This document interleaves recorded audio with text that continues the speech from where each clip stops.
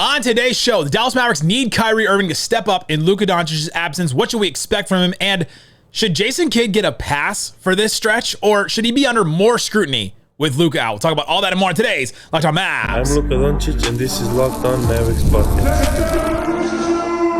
If you don't believe, you shouldn't be here. You are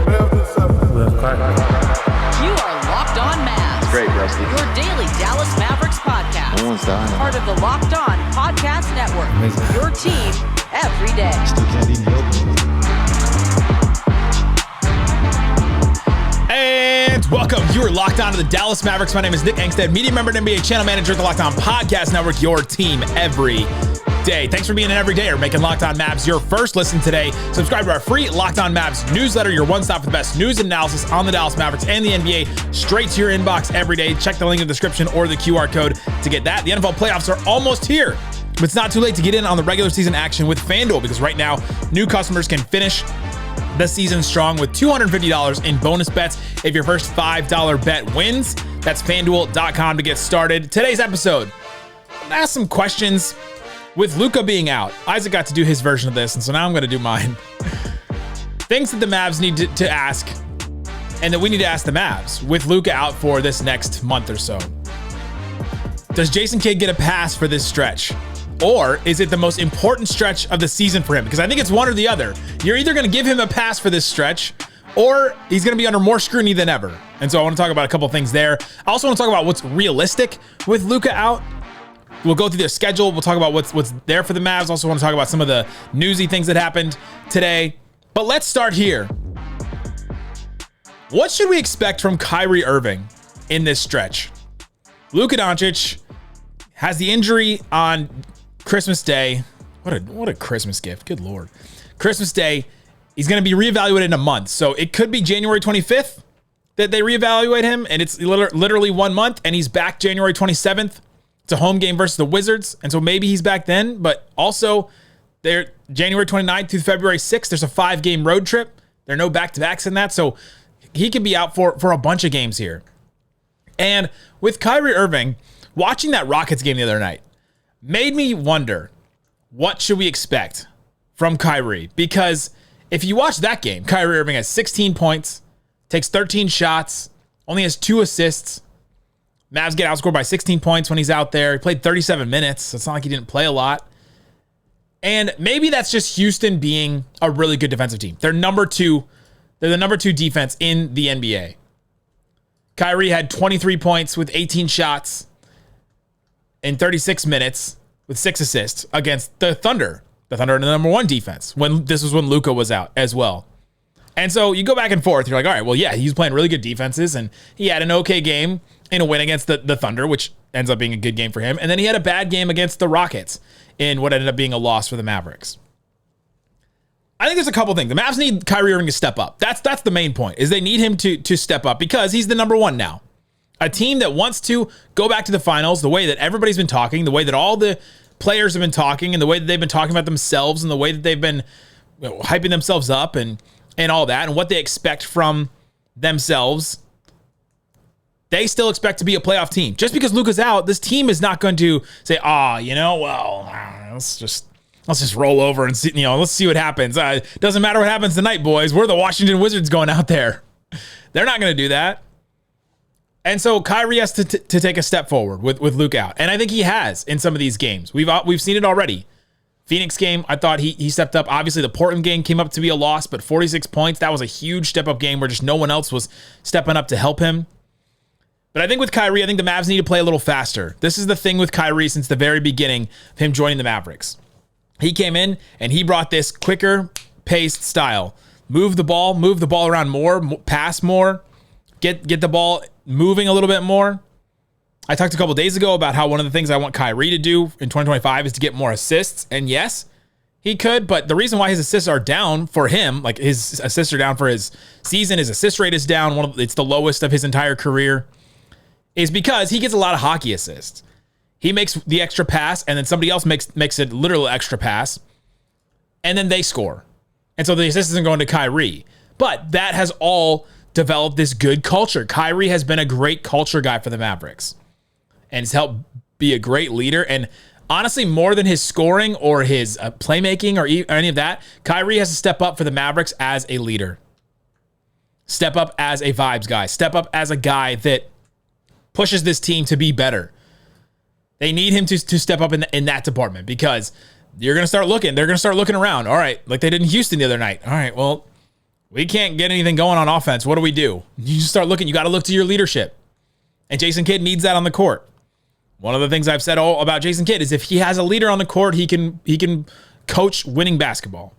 If he doesn't have a leader on the court, then he throws his hands up in the air, or better, he puts his hands in his pockets and just walks up and down the sidelines. But the Mavs, I think they need Kyrie to step up as a leader more than anything, to push this, to empower other guys, to push them forward. This is an opportunity for all these guys. And I think Kyrie recognizes that. And I think he recognizes that this team has a bunch of guys that can step up and that can do more and want to. And with Luka out, there's a lot of touches, there's a lot of shots, there's a lot of things available. Kyrie's touches and his shots are not going to change that much. Now, so far in the games with Luka, he's averaging 16.6 shots a game.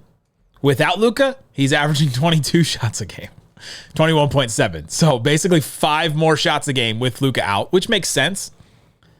But there's still like 15 shots to go around that Luka's not there to take. There's more for other guys to do. And I think Kyrie needs to step up as a leader to empower those other guys. Because you don't have the Luka set guys up. You don't have the Luka setting up Gafford. And that has maybe exposed him a little bit in this last stretch. So how can Kyrie help that? And how can Kyrie help push those guys forward? I think he's done a great job of it. But with Luka out, they need a little bit more. Can you get 10% more? Can you get 15% more of that? Can they play a little faster? Can they take advantage of opportunities that they get in transition, out on the break, in the half court even, playing faster and pushing the ball around? They also still need Kyrie to have his domination quarter. And that it's something that we haven't seen as much this season. But I think in the game against Houston, they just could have used one quarter of Kyrie getting like 15, 16, 17 points, something like that. They need that domination quarter. And maybe it's because he's playing a ton of minutes. He's averaging about 38 minutes a game when Luka's not playing and only 34 and a half when Luka is playing. So he's playing a lot more, obviously, when Luka's not out there. The Mavs have rested him, which is tough when you want to win basketball games, but it makes sense to me that they want to keep him healthy overall. But they still need him to have that domination quarter. And I don't know that we've seen that necessarily yet. And he's been super efficient when he's playing with Luka, but when he's not, they still need that quarter of, all right, I'm going to go out there, I'm going to get a bunch of buckets. That could have really lifted them in that game against the Rockets last night. And again, maybe it's just the Rockets. Maybe that's just some struggling there. He obviously had that quarter against the Blazers, and it didn't work. The Mavs also need to solve the Kyrie double coverage thing. There can't be an excuse. All right, well, Kyrie's just getting double covered, so we can't get him open. He's only going to take 13 shots, score 16 points. It's like, okay, you got to solve that. They solved it with Luka. You've got to solve it with Kyrie now. Somebody else has to step up. And honestly, the solve doesn't come from Kyrie himself. The solve comes from other guys. Grimes stepping up as a ball handler. Clay not having 5 boneheaded turnovers in that Rockets game and stepping up. Lively playing more so that he can be the release valve on that. Step in the middle of the floor and get the ball from Kyrie so that he can pass to the open guy. They got to solve that double coverage thing because that can't be an excuse for you while Luka is out. It just can't. A couple other things I wanted to mention. What should we expect from Kyrie? At the beginning of the season, the Mavs were better with Kyrie on the floor and Luka off. Right now, that is far from the case.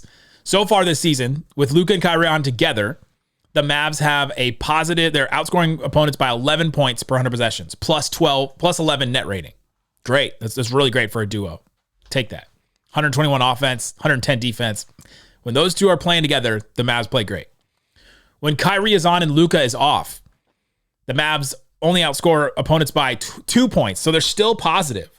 They're still playing positive. They're still beating their opponents when Kyrie is on and Luka is off, but not by a lot. The offense completely falls off. Goes from 121 to 115. It's a big drop. When both the stars are off, they get outscored by 1.5 points per 100 possessions. The offense completely falls off a cliff to 109.6. The defense actually stays similar When Luka and Kyrie are on, it's 110. When they're both off, it's 111. So that's not too far off. But the offense falls to 109.6. I mean, just from 121 to 109, it's a huge fall off, obviously. These are obvious things, but it's good to put numbers to it to see how big of a drop off it is. So what should we expect from Kyrie? The Mavs have to win his minutes.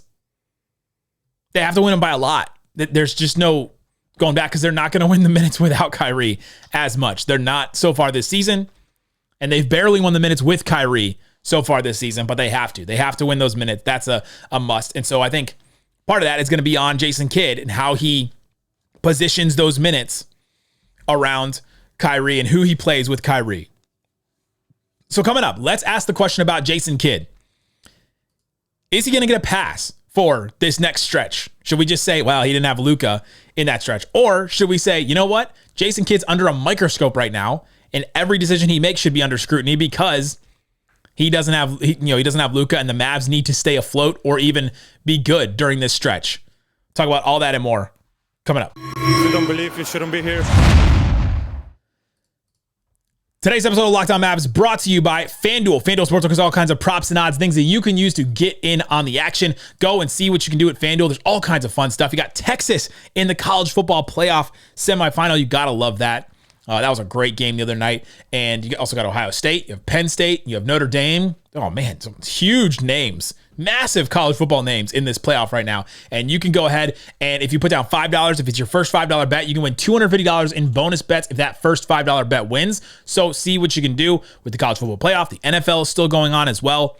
So go check out, see what you can do on FanDuel. Go to FanDuel.com to join today. That's FanDuel.com for your chances at $250 in bonus bets. Make every moment more.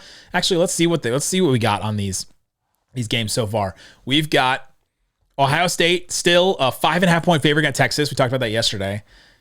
Notre Dame enters as a 1.5 point favorite over Penn State. That's barely 1.5 points right there. So check those out. Again, FanDuel.com. See what you can get there at FanDuel. We're going to get t-shirts made with that quote. Make sure you save that quote. I don't use that enough. I need to use that more. It's such a great job. Thanks for hanging out with us on Locked On Mavs, being part of the show, part of the Raccoon Squad, what we call our listeners, listening every day. We appreciate each and every one of you. Check the QR code for different ways to follow the show. We have the Locked On Mavs Insiders program where you can get texts straight from us. So subscribe to that, help support the show, and you get messages like tonight. The Mavs released the injury report, and I sent it as soon as we saw it and sent some of my thoughts. If there's any trade rumors anywhere, I'll send you exactly what it is. It'll send a text straight to your phone. I'll give you some thoughts on it. And you get texts all throughout game day, different thoughts during games, things like that from me and Isaac. So check out that with the QR code or the link in the description or text the number. All right. Big questions about the Mavs with Luka out in this stretch. My next big question, does Jason Kidd get a pass for this stretch, or is it the most important stretch of the season for him as a coach? I think it's one or the other. And maybe just we live in a society where everything is being put to the extreme now. You can't just be, political. You have to be extremely political. You can't just be a sports fan. You have to be betting on everything, and you have to be extreme on everything. You can't just be a fan of a player. You have to be a stan of a player. Maybe it's just the extreme nature of everything right now. Can't just be a podcaster. You have to be a 5-day-a-week podcaster. But there's been a lot of questions about Jason Kidd, both in the YouTube comment section, on Twitter, on Reddit. I was reading a post today where the guy posting it said, I don't understand why Jason Kidd is getting a pass right now, and went through a couple of things that they were frustrated about with Jason Kidd. And it made me wonder, okay, well, should he be getting a pass right now, or should we be scrutinizing him even more? I think he probably gets a little bit of a pass. You're not expecting them to play the best basketball of the season right now. But I think if this Mavericks team goes through this stretch and they don't win more than 500, they don't go more than 500 in this stretch, then I think maybe we should criticize the job Jason Kidd has done. Now, the injuries are going to play a ton in this. And so maybe there's more injuries, PJ being out, Najee with the suspension. It's not just been one injury to Luka, and the Mavs have the rest of their team available. The Lively injury obviously been huge. So this first stretch here, they beat Phoenix, which was massive. Then they lose to Portland, which is a tough one. That one you look at and you go, man, feels like a bad coaching loss there. You have a better team overall. Kyrie gives you 46, and you can't figure out a way to beat that team. lose to the Kings without Luka and Kyrie. Feels like he gets a pass for that one. The Rockets one was pretty tough, although I was while watching that game, you're like, I don't know what other levers he pulls. He, you obviously saw that Daniel Gafford was an issue, only played him 10 minutes. He was already stuck without Lively. PJ Washington goes out. Najee's already out. So he's just limited. And Kyrie was getting double covered. And maybe that's a thing that they needed to solve a little earlier. But we'll skip some of those games. And maybe you could go through all these rest of the games and just say, all right, well, he's going to get a pass because Najee's out for one more game against the Cavs. PJ may miss this game. He's questionable against the Cavs, but we'll see if he plays.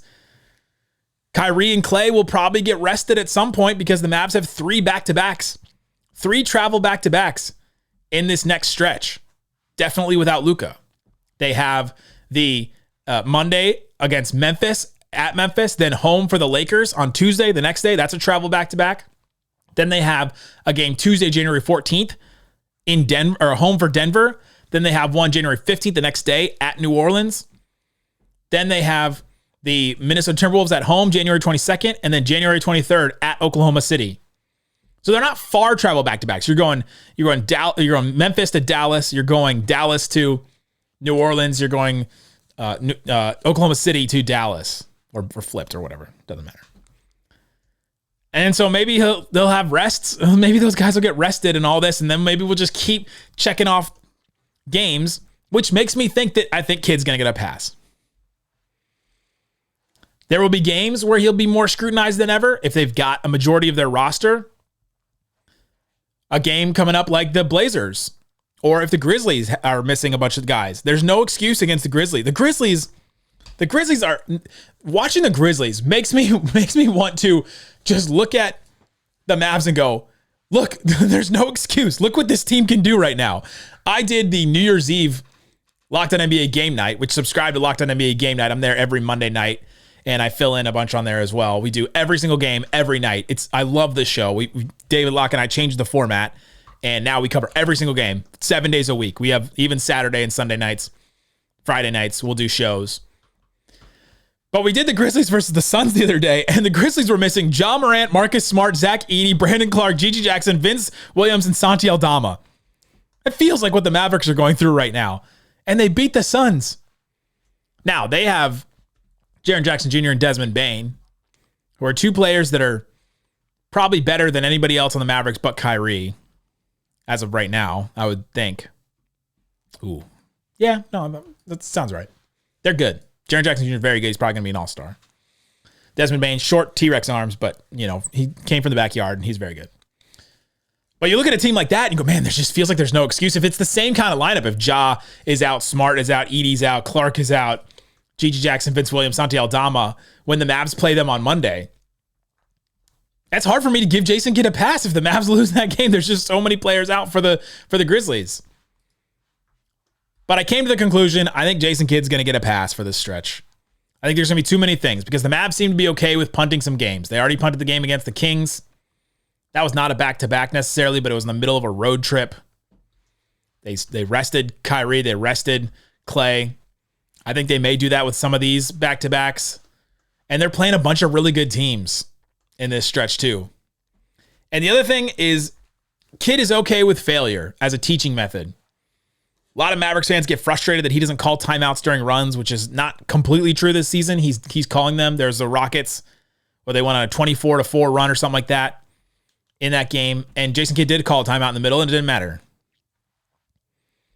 But he is okay with letting guys go out there, fail. He's okay with letting his team fail and lose games in the regular season to teach and to learn, and not just try and scrape and claw and do everything you possibly can. Now, he's not just letting them go. He's not just letting them go like Ted Lasso in season 1, where he's just like, all right, I'm going to put these pieces on the chessboard and I don't know what to do during the game. He's not doing that. Come on. He's too smart of a coach. Too smart. He's look at the way that he coaches playoff games and the way that he's adjusted on those. He adjusts and does things, but he's okay with leaving players out there and leaving his team out there to try and figure it out. I don't think he's going to use this stretch to play younger guys. That's something I started to think about. I guess he played Jaden Hardy a decent amount because he kind of had to. and kind of has to. He played him almost 21 minutes. Omax got 7 minutes. That's about the same when the team is healthy right now. Lively's getting his minutes whenever he can. I mean, that's still a young player for the Mavs. He's given. There's really not another young guy. It's kind of an interesting time for the Mavericks where one of your young guys is a core piece and one of your 4 most important players on the roster in Lively. Another one is Jaden Hardy, who's kind of getting buried behind Spencer Dinwiddie, who's played so well. Obviously, Luka and Kyrie play a ton of the minutes. Grimes has stepped up in the 2-guard role and been really good. And so Jaden Hardy's kind of gotten clipped a little bit. There's not really a clamoring to throw him out there more. And then there's Omax. The Omax Maxey conversation has been big for Mavericks fans. But I don't know that Omax has showed you so much that you have to play him more. And that Jason Kidd has to, all right, you got to take advantage of this opportunity to play Omax 15 minutes a game, 10 minutes a game in this stretch with all these guys out or with just Luka out. And so he can't get so my point in all this is that I don't think he can get a pass because all right, he's going to try to play young guys during this stretch to see what we got. There's not really a lot there that you have to figure out what you got. Maybe Maxey versus Omax. That's the backup 4 that a lot of Mavericks fans have been talking about. But other than that, he's not going to throw a bunch of young guys out there. So I come to the conclusion, I think Jason Kidd will probably get a pass for this stretch because of all the injuries and because of all the reasons I went through for these last 4 games. They're not going to go away. There's going to be more injuries. There's going to be more restrictions. There's probably going to be resting and punting of games. But in the games when the Mavs do play all their guys, the scrutiny should be on him to figure out how to win because these games are going to matter a lot. And the Mavericks are going to find themselves. They've lost 3 in a row. They're gonna play Cleveland, Memphis, the Lakers, then the Blazers, then 2 games against the Nuggets, then the Pelicans, then the Thunder, then the Hornets, then the Timberwolves again, then the Thunder again, then the Celtics. I mean, this is a tough stretch. So it's a lot of tough games, and the Mavs could all of a sudden find themselves in a very bad spot. Coming up, let's talk about what's realistic with Luka out. Let's talk about the stretch the Mavs have of games right here, and then we'll talk about some of the news that we saw today for the Mavs coming up. If you don't believe, you shouldn't be here. Today's episode of Locked On Mavs brought to you by Game Time. Game Time. I check it all the time. I go to Game Time. Soon as something happens, okay, Texas versus Ohio State, all the prices have gone down. Prices for Ohio State versus Texas were at $350, $400, and now I can go there and I can check the all-in pricing. Or you can do standing room only. You can get there. You can get in for $400 if you just want to be one of those people that stands at the gate and runs in. Man, this game is expensive. There's tickets in the top bowl right now in Game Time. They're like $800. So it's not against Game Time. This is about how insane this game is going to be at AT&T Stadium. But go see what you got at Game Time. I love that I can just look, and I'm looking at some of these seats right now. I can see there's a couple lower bowls for 700, 800. And I can click on them. I can see the view from my seat, so I know exactly which end zone I'm going to be in. I know what my view is going to be. I know if it's going to be obstructed or anything like that. I can also have the all-in pricing, which I do right now, so I'm not going to be surprised by any of the fees at checkout. Take the guesswork out of buying tickets with Game Time. Download the Game Time app, create an account, use that code LOCKEDONNBA for $20 off your first purchase. Terms apply. Again, create an account, redeem that code LOCKEDONNBA for $20 off. Download Game Time today. What time is it? It's game time. Shut it down! Let's go home! All right, Isaac. Let's talk about the next thing. What's realistic while Luka is out? Talked about Kyrie, talked about Kidd. Mavs were started at 19-10 when Luka was out. They were 4th in the West. They were a half game back from 3rd, Memphis. They were a game back from the Rockets. And now the Mavs sit right now, couple games later. The Mavs are in 5th. They are 20-14, and they are now 3 games back from Memphis, who is number 2 now, and they're 2.5 games back from the Rockets now. So they've lost some ground already. It's been a week and a half. Lost some ground.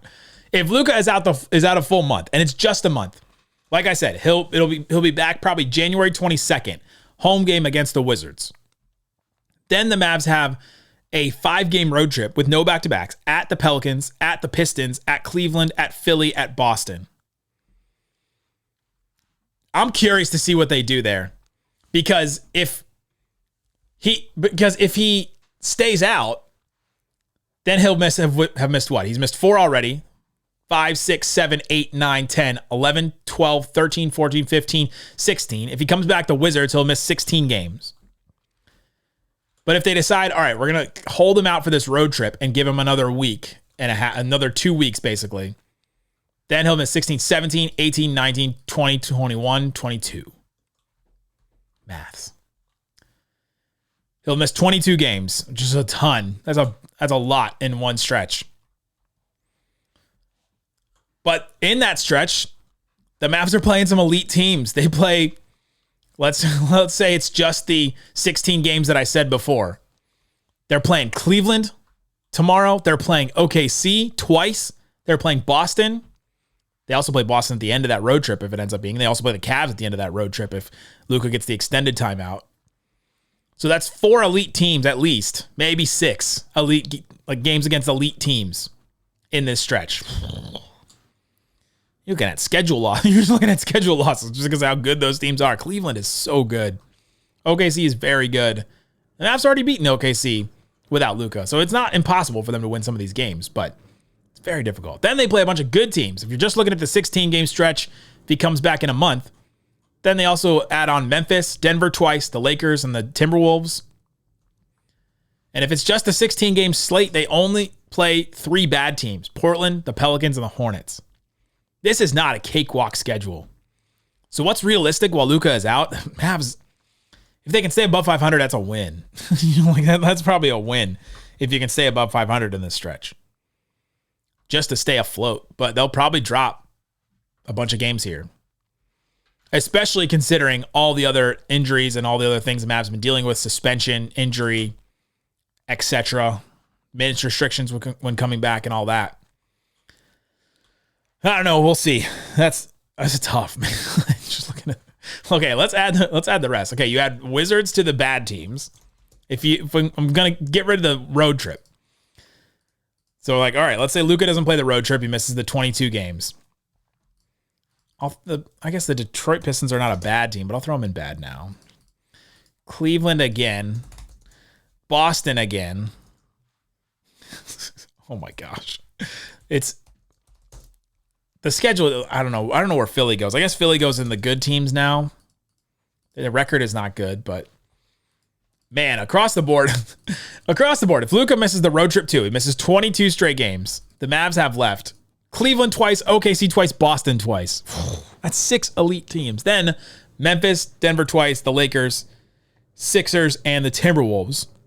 That's 6 more games against good teams. So 12 games against teams that are good or elite. And then you get 6 games against bad teams: Portland, the Pelicans twice, the Hornets, the Wizards, the Pistons. And the Pistons and the Blazers are not that terrible. Depending on injuries, the Pelicans could... Never mind. The Pelicans are really bad. Some of the news that happened today: PJ Washington is listed as questionable, which is kind of a win after he left the game with a right knee sprain against the Rockets. That was a thing where you go, oh, that's what he dealt with at the beginning of the season, to miss 4 or 5 games. But him being listed as questionable is a positive. It means that it's not a bigger injury. Questionable for the Mavericks doesn't always mean 50-50. Sometimes this season it has meant 75-25 instead. The Mavs have not been super clear about some injuries, and questionable does not always mean, all right, man, it's just 50-50 if he's going to play or not. So I'm not putting a ton of stock into him playing the Cavs game on Friday. By the time you're listening to this, you may already know. But PJ Washington being questionable, at least he's not out. At least we know he's not going to be out. PJ Washington will be reevaluated in 3 weeks, 2 weeks, or whatever. That's a positive. I'll take that as a win. Maxi Kleber was also listed as questionable against the Cavs with an oblique strain, which is kind of rare in the NBA, but you have 2 injuries like that for the Magic right now, with Paolo and Franz both out with oblique injuries. Thought that was weird, but another injury for the Mavericks. You just don't want to see it. So we'll see what questionable means for him. Mavs also got some all-star voting news. Luka, number 2 in the West among West guards. He got 870,000 votes. SGA was number 1. He got 1 million votes. So there's a gap there, which makes sense. Makes sense that Luka is back a little bit. He's missed some games. His start hasn't been as good as SGA's. Kyrie, number 4 among West guards. He has 500,000. Curry has 810,000. It's going to be tough to catch him. But Anthony Edwards has 411,000. So he's a decent ways behind Kyrie. I bet Kyrie steps up in this. I don't know that he gets higher than 4 because the gap between him and Curry is already so big, but I think he probably stays at 4. Or maybe he could pass Luka because there's a little while until voting stops. That's probably the one guard he could pass because it's SGA. I don't think he's going to pass him. Curry, I think the game is in San Francisco. So it'd be crazy if Steph Curry doesn't get voted in as a starter playing in front of his home crowd. Even though the Warriors are not playing that well.